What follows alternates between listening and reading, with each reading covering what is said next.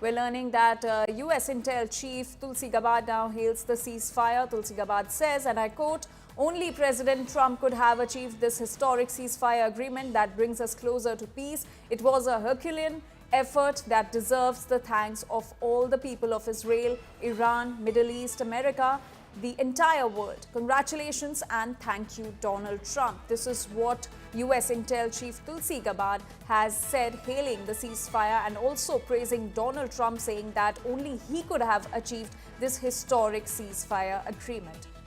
Rohit Sharma continues to stay with us. Rohit, heaps of praises for Donald Trump by Tulsi Gabbard, who's the US Intel chief, saying that only Donald Trump could have made this possible, the ceasefire agreement between Israel and Iran. Well, look, Americans have been, at some kind of a conflict with the Iranians for such a long time.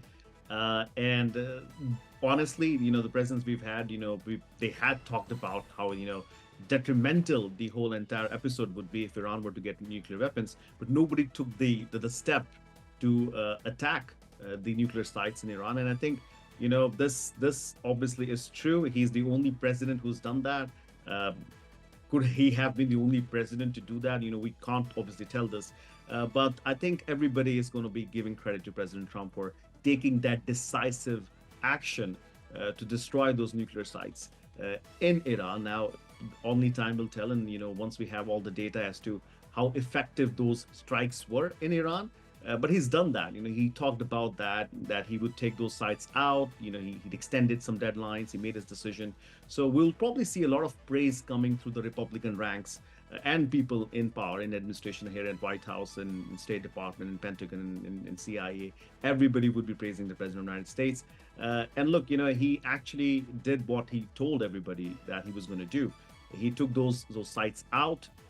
He was able to bring back ceasefire. He's going to get the Iranians on the table to talk and negotiate a deal.